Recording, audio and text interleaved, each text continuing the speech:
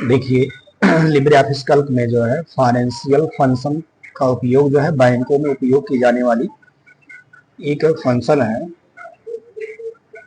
जिसके अंतर्गत बैंक से संबंधित विभिन्न प्रकार के फंक्शन आते हैं, जिसमें से पहला फंक्शन है डीबी। डीबी का पूरा नाम है फिक्स्ड डिक्लेयरिंग बैलेंस मेथड। इसका उपयोग जो है किसी वस्तु की डिप्रेशिएशन अर्थात ह्रास मूल्य ज्ञात करने के लिए उपयोग किया जाता है। इसका उपयोग करने के लिए हम एक्सेल या लिब्रे ऑफिस कैल्क का उपयोग हम कर सकते हैं। सबसे पहले हम विंडो प्लस आर पर शॉर्टकट को प्रेस करते हैं और यहाँ लिखते हैं यस कैल्क और एंटर कर देते हैं। देखिए, हमारा लिब्रे ऑफिस कैल्क ओपन हो गया है, खुल गया है। यदि हम शॉर्ट विषय ज्ञात करना चाहते हैं तो फार्मूला के आधार पर हम ज्ञात कर सकते हैं। यदि हम चार्ट वाइज बनाकर ज्ञात करना चाहते हैं तो इसके लिए हम सबसे पहले कॉस्ट लिखेंगे।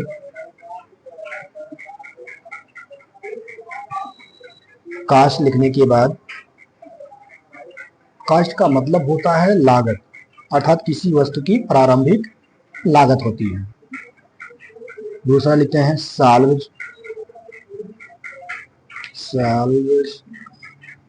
साल्वेज का मतलब होता है जीवन, उस वस्तु की जीवन अवधि के बाद का मूल्य। फिर लिखते हैं लाइफ। लाइफ का मतलब होता है वस्तु की जीवन अवधि। फिर होता है पीरियड। पीरियड। फिर उसके बाद लिखते हैं MONTH, मंथ।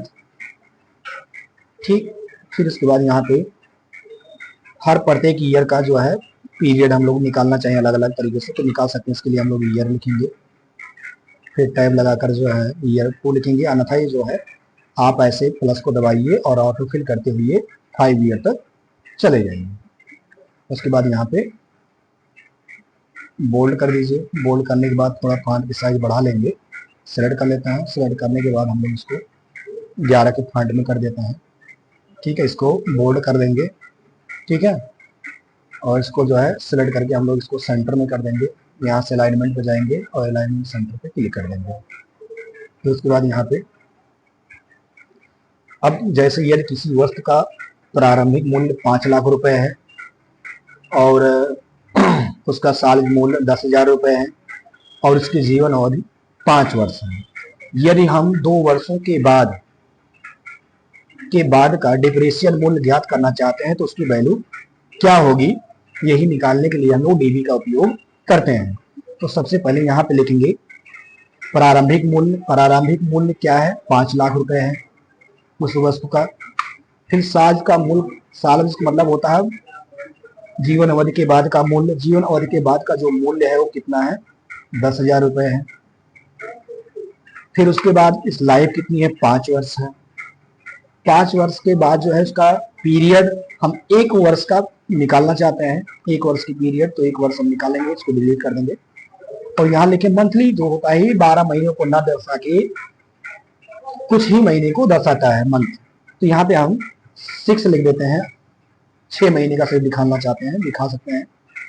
तो उसके बाद जो है हम इसको हर ईयर में लागत उसकी वही रहेगी, तो इसको हम लोग ऐसे सिलेक्ट करेंगे। तीनों को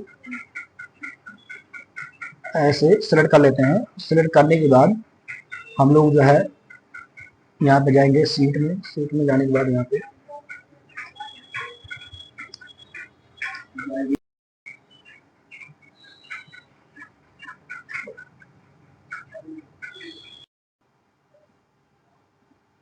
उसके बाद जो है हम फिर यहाँ से 10,000 को सिलेक्ट करेंगे और राइट साइड में खिसकाते हुए इसको सिलेक्ट कर लेते हैं। उसके बाद यहाँ पे सीट पे जाएंगे और फिल सेल्स पे क्लिक करेंगे और राइट साइड में यहाँ पे फिल राइट पे क्लिक कर देंगे, जिससे यह राइट साइड में फिलअप कर दी जाएगी। फिर इसको भी, ईयर को भी सेम रहेगा ये। इसको सिलेक्ट करेंगे। सिलेक्ट करने के बाद जो है यहाँ पे सीट में जाएंगे, फिर सेल्स पे जाएंगे और फिर राइट पे क्लिक कर देंगे। ये देखिए पीरियड पीरियड जो है हम 5 साल का निकालना चाहेंगे, इसको ऑटो फिल करते हुए यहाँ से चले जाते हैं, जब प्लस आएगा इसको खींचते चले जाएंगे। ये भी आपका सामान रहेगा।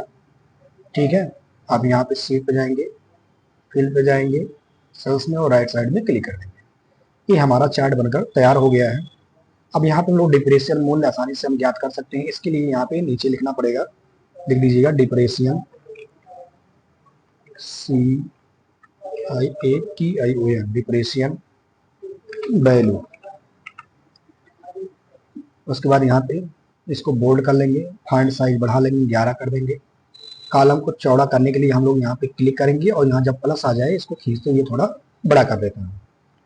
ठीक, बड़ा करने के बाद यहाँ पे हम लोग इसको वैल्यू को क्लिक करेंगे यहाँ पे और यहाँ पे फार्मूला लगाएंगे DB और उसके बाद ब्रेकेट लगाएंगे। ब्रेकेट लगाने के बाद यहाँ पे इसके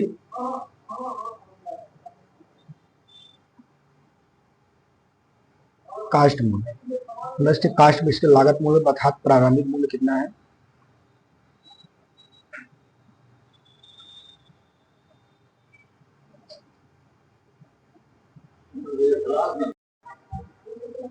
और इसका सारज मूल्य 1000 है, फिर कामा लगा देंगे, 10,000 है, फिर लाइफ इसकी 5 वर्ष है, पीरियड 1 ईयर है, और ये आपका जो है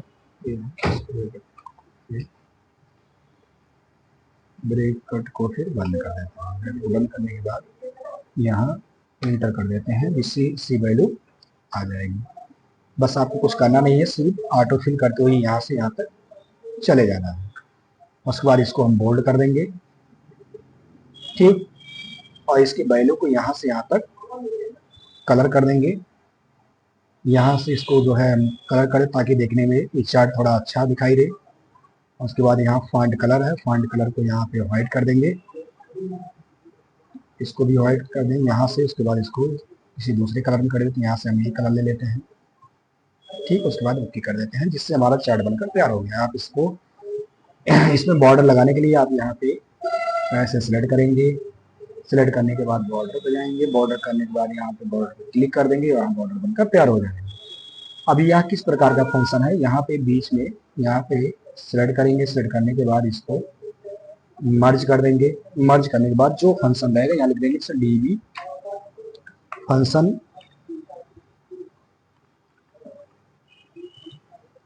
आज हमने DB फंक्शन सीखा है तो DB फंक्शन लिख देंगे। उसके बाद बोल्ड कर लेंगे, यहाँ पे बोल्ड करने के बाद यहाँ येलो कर देंगे, इसको फॉन्ट के साइज थोड़ा बढ़ा देंगे ताकि देखने पे अच्छा दिखाई दे।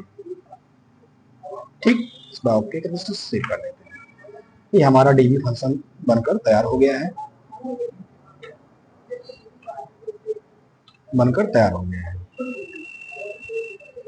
अगर आपको कोई दिक्कत हो तो आप इस को देख सकते हैं और इस वीडियो को शेयर और लाइक जरूर करें।